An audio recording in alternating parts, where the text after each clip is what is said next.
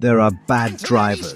There are dangerous drivers. And then there's Nikita Mazepin, a one-man demolition derby who somehow found himself in the most elite motorsport on the planet. This guy didn't just crash cars. He crashed PR, goodwill, and any hope for likability all in one go. Whether it was recklessness on the track or jaw-dropping behavior off it, Mazepin seemed to make enemies wherever he went. Even his fellow drivers couldn't stand him. "He has no clue what he's doing," was the general consensus on repeat. So, how did someone with a highlight reel of disasters and zero crowd support make it all the way to Formula One? Let's rewind. Born March 2nd, 1999 in Moscow, Russia, Mazepin entered the world of karting at age 12. He wasn't bad, actually. He did pretty well, even snagging second place behind Lando Norris at the 2014 FIA Karting World Championship. But from that point on, things got messy. He transitioned into single-seaters and started strong, grabbing a podium in just his second race in the MRF Challenge. But his performances in Formula Renault and the Toyota Racing Series, completely forgettable. Then came Formula 3, and with it, his first real scandal. After claiming that Callum Ilott blocked him during a practice session, Mazepin responded in the most Nikita way possible. He punched the guy, left him with a black eye and a bruised jaw. His punishment? A slap on the wrist, 1 race ban and a fine. But when your dad is a Russian oligarch worth billions, a 30,000 fine is just a rounding error. Oh, and the cherry on top. That season, he finished dead last among full-time drivers. Literally couldn't finish any lower. Somehow, though, things got better, slightly. The following season, he climbed to 10th and, for once, managed not to punch anyone. By Mazepin standards, that's a miracle. Then came GP3, and shockingly, he actually looked kinda competent. Mazepin won 4 races, more than anyone else that year, and finished runner-up in the championship. Of course, it wasn't all smooth. This is Mazepin we're talking about. He still managed to provide us with the occasional spin and comedic crash, just to remind us who we were dealing with. But things really fell apart once he got to Formula 2. It was bad. His rookie F2 season was the definition of not ready. He got absolutely cooked by his teammates, outpaced by midfield drivers, and, just to sprinkle on some extra chaos, was routinely beaten by Mahavir Raghunathan.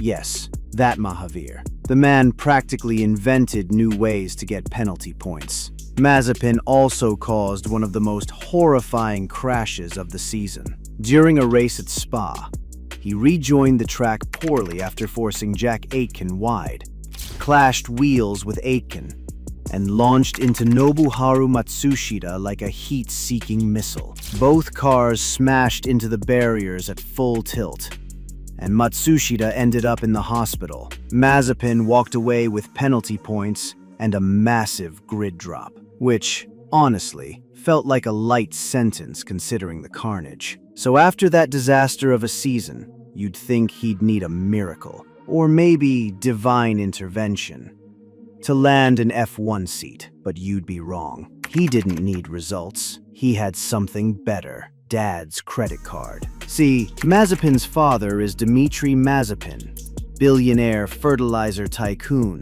close Putin associate, and the walking, talking definition of influence. Dmitry didn't just support Nikita's career, he paved it. He had already paid to get Nikita test sessions with Force India and Mercedes.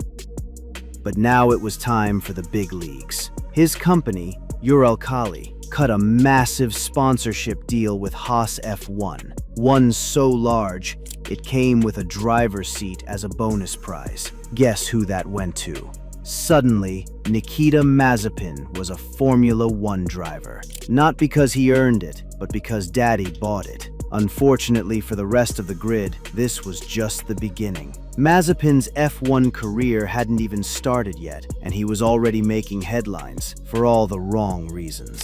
Just days after Haas announced him as their new driver, Nikita posted a video to Instagram that sent shockwaves through the motorsport world. In it, he appeared to inappropriately grope a woman in the back seat of a car. It was appalling. The video was quickly deleted, but the damage was done. The hashtag #WeSayNoToMazepin trended for days. Fans, media, even former drivers demanded he be dropped immediately. But Haas, bolstered by that sweet Uralkali cash, stuck with him. Their statement? A generic, "We don't condone this behavior" line that did nothing to calm the storm. Before he even took to the grid, Mazepin had cemented his status as one of the most disliked drivers in modern F1 history. Then came his debut weekend. It was a masterclass in chaos. He spun in qualifying and lined up dead last, almost a full second slower than his teammate, Mick Schumacher. Still, some hoped he might redeem himself on race day. Nope.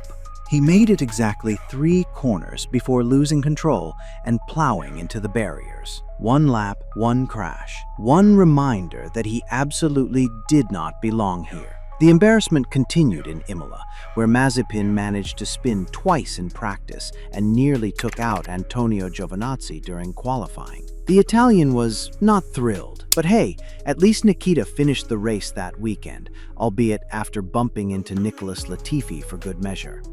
In Portugal, he spun again, then ignored blue flags while holding up race leader Sergio Perez because of course he did.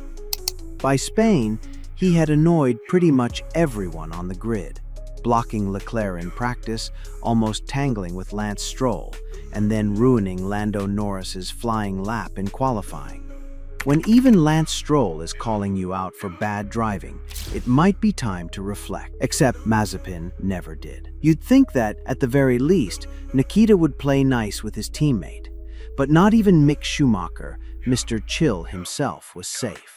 At the Azerbaijan Grand Prix, Mazepin pulled what looked like an aggressive swerve straight toward Mick at over 200 miles an hour. It wasn't just risky, it was borderline homicidal. Over the radio, Schumacher's voice cracked with disbelief. What the hell was that? Seriously, does he want to kill us? The Haas garage had officially become a war zone. Tensions between Mazepin and team principal Günther Steiner also boiled over. And to be fair, Steiner's patience is basically an F1 meme at this point. But even he seemed to be constantly one Mazepin moment away from bursting a blood vessel. By mid-season, things were bleak. Mazepin had spun in France, spun twice in Austria, and finished dead last in both races. And no, that's not a joke. He was consistently being outqualified by Schumacher at every single event, often by margins that could fit an entire F2 car in between. But instead of accepting that maybe, just maybe, he wasn't that fast, Mazepin came up with a more convenient theory. His car was heavier. Yes, he seriously claimed Haas had given him a slower chassis. And when that didn't gain traction, Daddy came to the rescue again. Reports emerged that Dmitry Mazepin threatened to pull Uralkali's sponsorship unless Haas built Nikita a brand new chassis. Because obviously the solution wasn't driver improvement, it was getting a shinier toy. And finally at Spa, Mazepin hit what might have been the weirdest high point of his career. He logged the fastest lap. But before you crown him a hero, context matters. The Belgian Grand Prix lasted exactly 2 laps behind a safety car due to torrential rain. There was no racing, no overtaking, no risk. So yes, Nikita topped the lap charts in a parade. The dream was in Zandvoort. Mazepin beached his car in the gravel during practice. Again. Then he blocked Sebastian Vettel in qualifying, earning himself another line on the "Who's mad at Nikita this week?" bingo card. And during the race, he nearly wiped out his own teammate, again with another ridiculous defensive move. In Monza, he tried a last-second dive bomb on Mick Schumacher, that sent Mick spinning off the track. Naturally, Mazepin blamed Mick over the radio. You almost have to admire the commitment to being completely delusional. From there, the season spiraled into a blur of last-place finishes, pointless spins, and radio meltdowns. His only real win over Mick came when Mick damaged his front wing in Brazil. Then came Jeddah. During practice, Nikita spun again. During the race, he rammed into the back of George Russell's car. It was the final cherry on top of the mess that was his rookie season. But fate, or maybe karma, had the last laugh. Just before the final race in Abu Dhabi, Mazepin tested positive for COVID-19 and was forced to withdraw. The grid let out a collective sigh of relief. 22 spins in 21 races, no points, endless drama, and a legacy cemented as the punchline of an entire generation. And just like that, the Mazepin experiment was over. No points, no redemption arc, just a trail of carbon fiber and broken front wings. He didn't crash out of F1 because he wasn't fast enough. He crashed out because even money couldn't buy the one thing he needed most: respect.